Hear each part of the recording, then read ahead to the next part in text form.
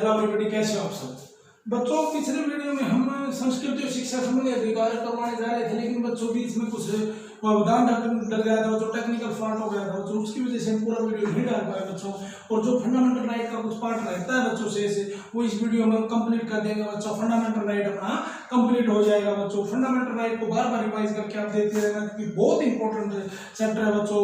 जो हमारे जो पॉलिटी है बच्चों, उसकी रीड है फंडामेंटल राइट बच्चों। अब देखो बच्चों, संस्कृति और शिक्षा संबंधी अधिकार बच्चों। संस्कृति और शिक्षा संबंधी अधिकार के अंतर्गत इसका वर्णन बच्चों अनुच्छेद 29 से 30 तक किया गया है बच्चों। संस्कृति और शिक्षा संबंधी अधिकार का वर्णन संविधान के किस अनुच्छेद में किया गया है बच्चों? संस्कृति और शिक्षा संबंधी अधिकार का वर्णन संविधान के अनुच्छेद 29 और 30 में किया गया बच्चों। यहाँ तक किसी को कोई डाउट नहीं होना चाहिए बच्चों। अनुच्छेद 29 में किस चीज का वर्णन है बच्चों? आर्टिकल 29 में किस चीज का वर्णन है बच्चों? देखो अल्पसंख्यक वर्गों के हितों का अनुच्छेद 29 में अल्पसंख्यक वर्गों के हितों का संरक्षण किया गया बच्चों। अल्पसंख्यक वर्गों के हितों का संरक्षण किया गया बच्चों। अल्पसंख्यक वर्गों के हितों का संरक्षण बच्चों। अल्पसंख्यक वर्गों के हितों का संरक्षण बच्चों। अल्पसंख्यक वर्गों के हितों का संरक्षण बच्चों संविधान के किस अनुच्छेद में किया गया बच्चों? अनुच्छेद 25 में किया गया बच्चों। और शिक्षा अनुच्छेद 30 में किस चीज का वर्णन है बच्चों? अनुच्छेद 30 में बच्चों शिक्षण संस्थानों की स्थापना और प्रशासन करने का शिक्षण संस्थानों की स्थापना और प्रशासन करने का शिक्षण संस्थानों की स्थापना और प्रशासन करने का शिक्षण संस्थानों की स्थापना एवं प्रशासन करने का अल्पसंख्यक वर्गों का अधिकार प्रशासन करने का शिक्षण संस्थानों की स्थापना और प्रशासन करने का अल्पसंख्यक वर्गों का अधिकार बच्चों। अल्पसंख्यक शिक्षण संस्थानों की स्थापना और प्रशासन करने का अल्पसंख्यक वर्गों का अधिकार बच्चों किस अनुच्छेद में किया गया? अनुच्छेद 30 में बच्चों। देखिए बच्चों, संस्कृति और शिक्षा संबंधी अधिकार संविधान के किस अनुच्छेद में किया गया वर्णन बच्चों? संस्कृति और शिक्षा संबंधी अधिकार का वर्णन संविधान के अनुच्छेद 29 और 30 में किया गया बच्चों। अनुच्छेद 29 में अल्पसंख्यक वर्गों के हितों का संरक्षण का वर्णन किया गया। अनुच्छेद 30 में शिक्षण संस्थानों की स्थापना और प्रशासन करने का अल्पसंख्यक वर्गों के अधिकार को शामिल किया गया बच्चों। यहाँ तक किसी को अगर किसी प्रकार की कोई डाउट आती है बच्चों, तो आप बच्चों हमारे पास कमेंट करेंगे बच्चों, हम कमेंट का रिप्लाई जरूर करेंगे बच्चों। अब आपको संस्कृति और शिक्षा संबंधी अधिकार में अगर कोई डाउट है बच्चों, तो आप कमेंट करना फिर भी बच्चों, ठीक है। यहाँ तक किसी को अगर कोई समस्या है बच्चों, तो आप पूछ सकते हैं बच्चों। देखो बहुत ज्यादा गर्मी है बच्चों। अब बच्चों आगे की तरफ हम मूव करते हैं। यहाँ तक आर्टिकल 30 हो चुके हैं बच्चों। अब बच्चों एक चीज आपको याद रखनी चाहिए, ठीक है। वो क्या है बच्चों? मैं दो सब क्लोज बता रहा जो कॉन्स्टिट्यूशन अमेंडमेंट हुए बच्चों, जो इम्पोर्टेंट है बच्चों, आपको दो कॉन्स्टिट्यूशन अमेंडमेंट कौन कौन से हुए बच्चों संविधान में, उनके बारे में भी थोड़ा सा जानकारी बच्चों आपको होनी चाहिए बच्चों। एक तो 26वां संविधान संशोधन बच्चों, 26वां संविधान संशोधन बच्चों। पहली बात तो बच्चों कब हुआ था? 26वां संविधान संशोधन बच्चों को ये याद रखना चाहिए 1971 में बच्चों, ठीक है। एक बच्चों 44वां संविधान संशोधन बच्चों, ये 26वां 44वां 1976 बच्चों। इन दोनों की क्या अहमियत है बच्चों? इन दोनों के बारे में मैं आपको बता देता हूँ बच्चों। देखिए 26वें संविधान संशोधन के द्वारा क्या कर दिया गया था बच्चों? प्रीवी पर्स को हटा दिया गया था। क्या कर दिया गया था? तो प्रीवी पर्स को हटा दिया गया था, मतलब देशी राष्ट्र को जो बच्चों प्रीवी पर्स, देखो 26वें संविधान संशोधन 1971 के द्वारा बच्चों प्रीवी पर्स का जो अधिकार था उसको हटा दिया गया था। आप प्रश्न पूछेंगे कि प्रीवी पर्स क्या था बच्चों? प्रीवी पर्स बच्चों हमारे जो देशी राजा महाराजाओं के पास जो विशेषाधिकार थे, उनको जो राजा की उपाधियां थी बच्चों, उन सभी को समाप्त कर दिया गया था बच्चों 1971 में 26वें संविधान संशोधन। और 44वें संविधान 1976 के द्वारा संपत्ति के अधिकार को फंडामेंटल राइट से हटाकर बच्चों क्या कर दिया गया था? इसको लीगल राइट वैधानिक कानून बना दिया गया था और इसे संविधान के भाग 12 अनुच्छेद 300 के अंदर डाल दिया गया था। अब बच्चों क्या हो सकता है कि हम जो फंडामेंटल राइट, जो संपत्ति का अधिकार है बच्चों, वो फंडामेंटल राइट से निकलने के बाद जैसे ही लीगल राइट बन गया बच्चों, उसके हनन की दिशा हम सीधे सुप्रीम कोर्ट में नहीं जा सकते। अगर वो फंडामेंटल राइट होता बच्चों और अगर उसका उल्लंघन होता तो हम सीधे सुप्रीम कोर्ट में याचिका दायर कर सकते थे, लेकिन अब वो लीगल राइट है, उसमें हम उसके विरुद्ध अगर कानूनी कार्रवाई करनी है संपत्ति के अधिकार के विरुद्ध, तो जो संविधान की प्रोसीजर है, जो जुडिशरी की प्रोसीजर है, उसी के तहत हमें गुजरना पड़ेगा, तभी हम सुप्रीम कोर्ट में आगे जा सकते हैं बच्चों। किसी को कोई समझ में नहीं आई हो तो आप पूछ सकते हैं। अगर वो फंडामेंटल राइट होता तो सीधे हम सुप्रीम कोर्ट में जा सकते थे, लेकिन हम संपत्ति का अधिकार एक लीगल राइट, इसलिए हम डायरेक्ट सुप्रीम कोर्ट में नहीं जा सकते हैं। ठीक है ना, यहाँ तक किसी को कोई डाउट क्रिएट हुआ हो तो बच्चों आप पूछ सकते हैं। बहुत ज्यादा गर्मी हो गई बच्चों। अब बच्चों देखिए एक चीज मैं बता देता हूँ, अनुच्छेद 32 वैधानिक उपचारों का अधिकार बच्चों। अनुच्छेद 31 तो बता दिया आपको पहले, तो अनुच्छेद 31 में था संपत्ति का अधिकार, आपके यहाँ पर 301 का नहीं कर दिया है। अब संवैधानिक उपचारों का अधिकार बच्चों, अनुच्छेद 32 संवैधानिक उपचारों का अधिकार बच्चों,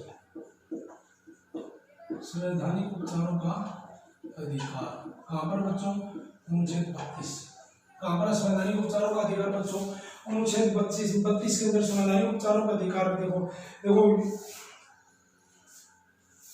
ये बच्चों संवैधानिक उपचारों का अधिकार अनुच्छेद 32 बच्चों। सबसे बड़ी बात ये अधिकार ही नहीं है बच्चों, मूल अधिकारों को चलाने की चाबी भी है बच्चों संवैधानिक उपचारों का अधिकार। संवैधानिक उपचारों के अधिकार को डॉक्टर बी.आर. अम्बेडकर जो हमारे संविधान के निर्माता थे, उन्होंने सोल ऑफ द कॉन्स्टिट्यूशन का, संविधान की आत्मा और हृदय दोनों का नाम दिया है किसको, संवैधानिक उपचारों के अधिकार को, जो अनुच्छेद 32 के अंतर्गत है बच्चों। ठीक है, इसमें बच्चों संवैधानिक उपचारों के अधिकार के अंतर्गत न्यायालय द्वारा 5 प्रकार की रिटें जारी की जा सकती हैं सुप्रीम कोर्ट के द्वारा। कितनी रिटें बच्चों, 5 प्रकार की रिटें जारी की जा सकती है बच्चों। वो रिटें कौन कौन सी है, बहुत अच्छी तरह से एक एक रिट के बारे में पता होना चाहिए बच्चों। कोई बार प्रश्न पूछा जा चुका है रिटों के बारे में बच्चों, इसलिए संवैधानिक जो ये रिटें हैं सुप्रीम कोर्ट के द्वारा जो जारी की जाती है वो आपको याद होनी चाहिए कौन कौन सी रिटें बच्चों। देखिए संवैधानिक उपचारों के अधिकार के तहत बच्चों क्या क्या रिटें हैं बच्चों। पहली रिट बच्चों आपको याद होनी चाहिए बच्चों, न्यायालय द्वारा प्रदान की जाने वाली रिटें बच्चों, न्यायालय द्वारा प्रदान की जाने वाली रिटें बच्चों कौन कौन सी बच्चों। देखिए सबसे पहली रिट क्या है बच्चों, बंदी प्रत्यक्षीकरण। क्या पहली रिट बच्चों, बंदी प्रत्यक्षीकरण, बंदी प्रत्यक्षीकरण, हैबियस कॉर्पस, हैबियस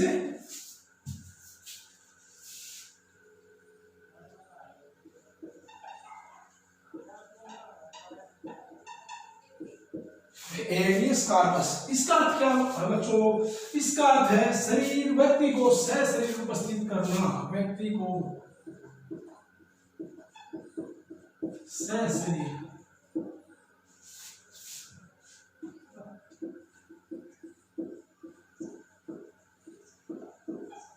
उपस्थित करना।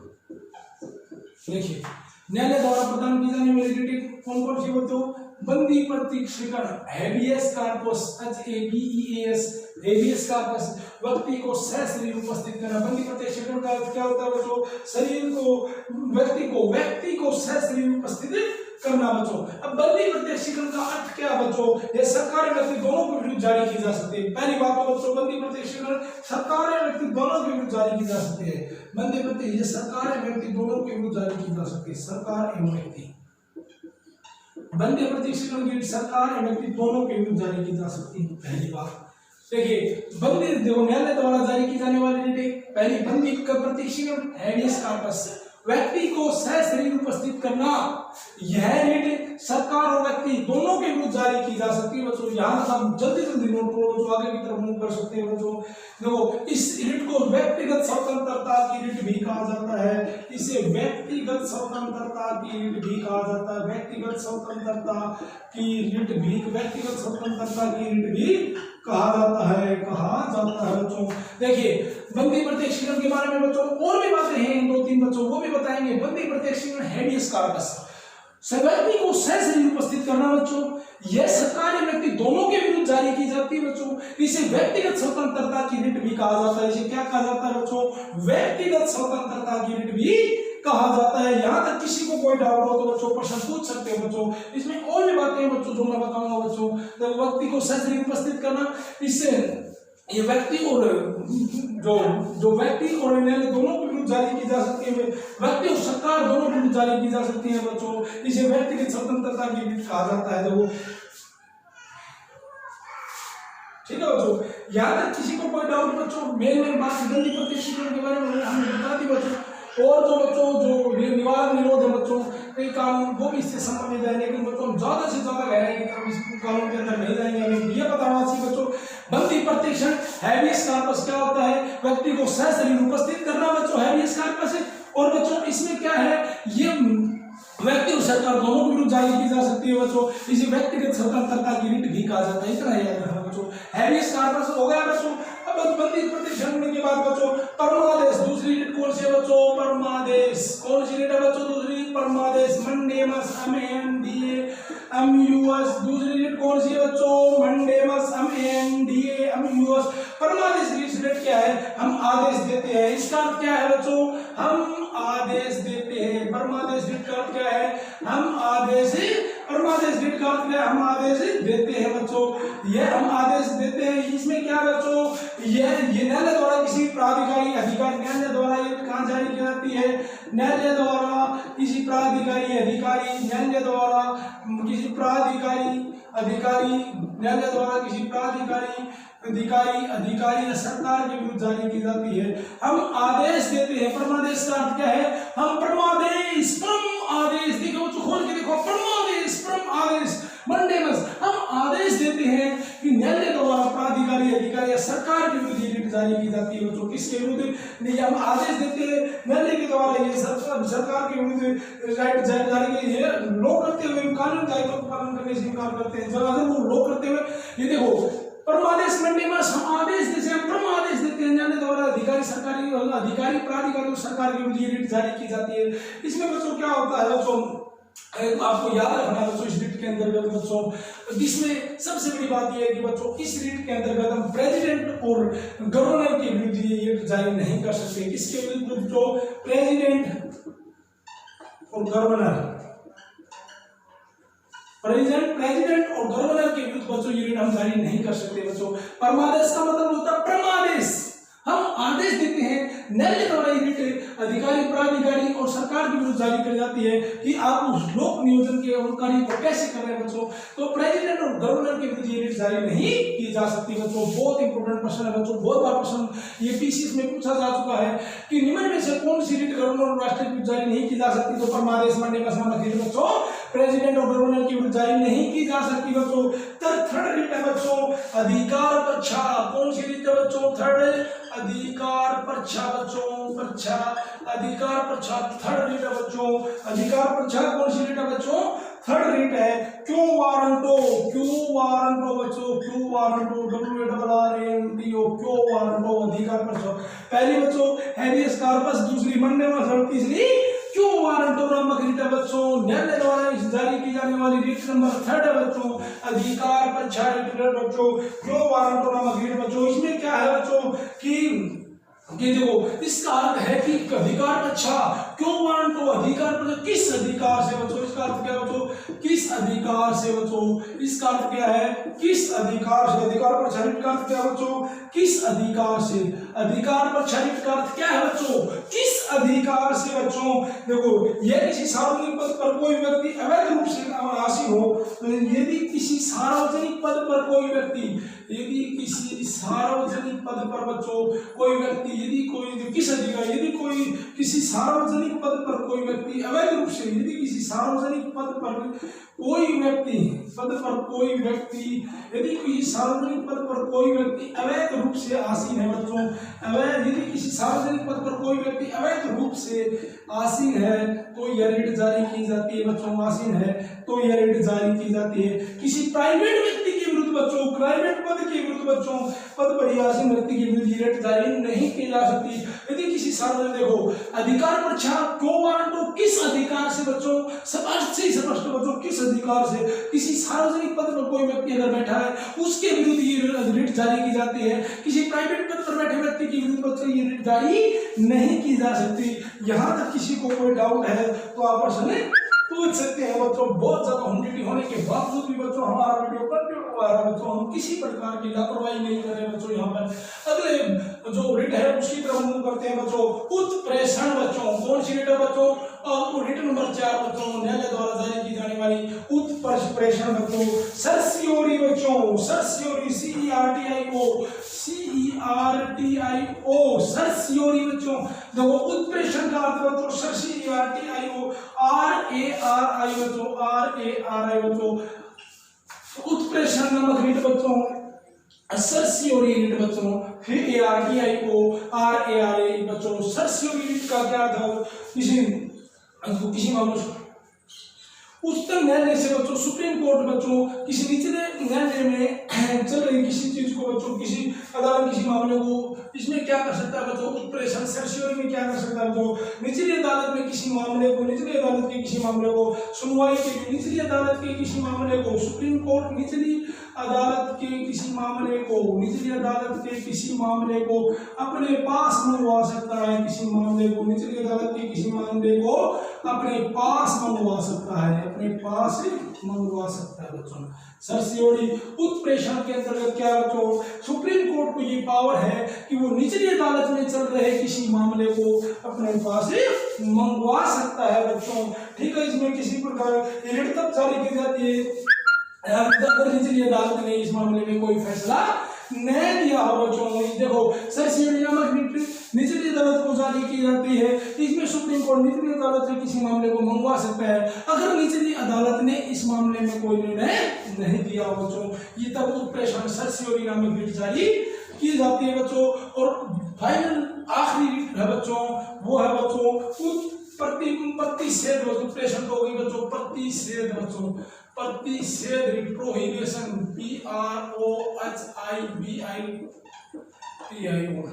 प्रोहिबिशन बच्चों, प्रोहिबिशन नामक रिट, प्रतिषेध नामक रिट कब जारी की जाती है बच्चों, देखो सुप्रीम कोर्ट निचली अदालतों को किसी मामले की सुनवाई से, सुप्रीम कोर्ट निचली अदालतों को किसी मामले की सुनवाई से प्रोहिबिशन कर सकता है, रोक सकता है बच्चों। सुप्रीम कोर्ट निचली अदालतों को किसी मामले को सुनने से या सुनवाई करने से रोक सकता है बच्चों। तब कौन सी रिट जारी की जाती है, प्रतिषेध प्रोहिबिशन नामक रिट जारी की जाती है बच्चों। अगर बच्चों इसमें आपको किसी प्रकार की डाउट लगी हो पांचों रिटों में तो आप बच्चों कमेंट करना, हम फिर करवा देंगे बच्चों। अगर किसी को किसी प्रकार की रिट समझ में नहीं आई हो तो बच्चों आप कमेंट करना, हम फिर इसको करवा सकते हैं बच्चों। लेकिन बच्चों आप ज्यादा से ज्यादा कमेंट करें, वीडियो को ज्यादा से ज्यादा शेयर करें बच्चों, ताकि ज्यादा से ज्यादा बच्चों को बच्चों इसमें हेल्प मिल सके बच्चों। अब आर्टिकल 33 और 34 की तरफ मूव करते हैं। संवैधानिक उपचारों के अधिकार के अंतर्गत बच्चों हमने बहुत कुछ पढ़ लिया बच्चों। अब आर्टिकल 33 और 34 बच्चों, 33 और 34 की तरफ बच्चों मूव करते हैं। 33 और 34 में देखते हैं बच्चों क्या क्या है बच्चों। 33 और 34 की तरफ मूव करते हैं बच्चों। बहुत ज्यादा ह्यूमिडिटी बच्चों लगी हुई है बच्चों। 33 में बच्चों किस चीज के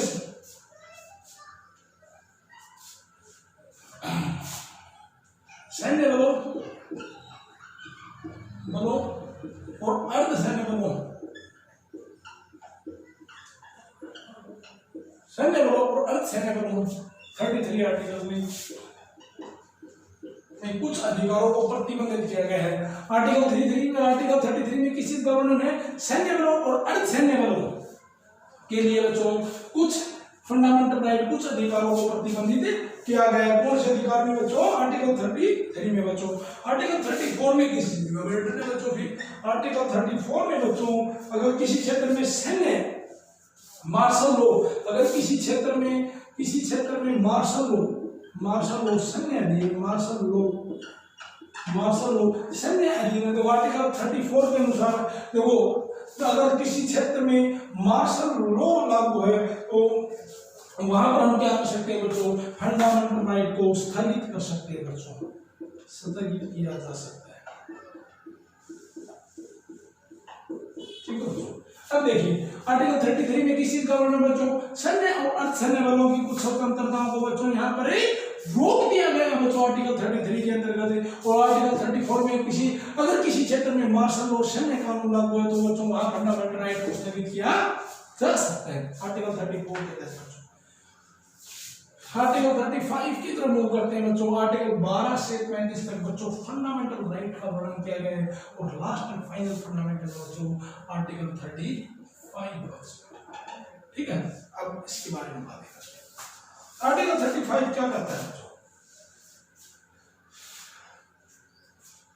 देखो आर्टिकल 35 में इस चीज का प्रावधान किया गया है बच्चों कि कुछ मूल अधिकारों के लिए जो कानून बनाने का जो प्रावधान है बच्चों, वो सिर्फ और सिर्फ बच्चों संसद को प्रदान किया गया है। आर्टिकल 35 में क्या है कि कुछ फंडामेंटल राइट के लिए कानून बनाने का अधिकार सिर्फ और सिर्फ बच्चों संसद को प्रदान किया गया है। ठीक है, यहाँ पर बच्चों कानून बनाने का अधिकार किसको शक्ति प्रदान की गई बच्चों, संसद को की गई। इसका वर्णन आर्टिकल 35 में किया गया है। कुछ फंडामेंटल राइट है बच्चों उनके लिए। अब उनमें से देखो उन फंडामेंटल राइट को बता देता हूँ बच्चों, आर्टिकल 60 के बारे में बच्चों। ठीक है, आर्टिकल 60 बच्चों, आर्टिकल 33, 34 बच्चों, किसी प्रकार के अगर मार्शल लॉ लागू है बच्चों, किसी प्रकार की सैन्य अर्धसैनिक रोकनी तो कार्रवाई रोकनी है बच्चों, ये बहुत ज्यादा कानून होगा। आर्टिकल 70 बच्चों, एज पर बहुत कानून बच्चों, लेकिन ऐसी बात नहीं है कि बच्चों इनके संबंध में जो अधिकार विधानमंडल के पास नहीं है बच्चों, अधिकार विधानमंडल के पास है, लेकिन सर्वोच्च शक्ति किसके पास है बच्चों, संसद के पास है। अब बच्चों यहाँ पर हमने जो है फंडामेंटल राइट का जो चैप्टर बच्चों कंप्लीट कर लिया है। अगर आपको फंडामेंटल राइट के 5 वीडियो है बच्चों, अगर फिर भी आपको फंडामेंटल राइट के किसी पार्ट में, किसी अनुच्छेद में किसी प्रकार की कोई कंफ्यूजन, कोई भी डाउट रहती है तो आप बच्चों कमेंट करना बच्चों। और बच्चों आपसे रिक्वेस्ट है, बार बार रिक्वेस्ट है बच्चों, वीडियो को ज्यादा से ज्यादा बच्चों शेयर करो। अगर आप शेयर करोगे तभी तो बच्चों ज्यादा बच्चों के पास पहुंचेगी वीडियो बच्चों, ज्यादा वीडियो बच्चों के पास पहुंचेगी बच्चों, तो हमारा भी हौसला अफजाई होगा बच्चों। Thank you.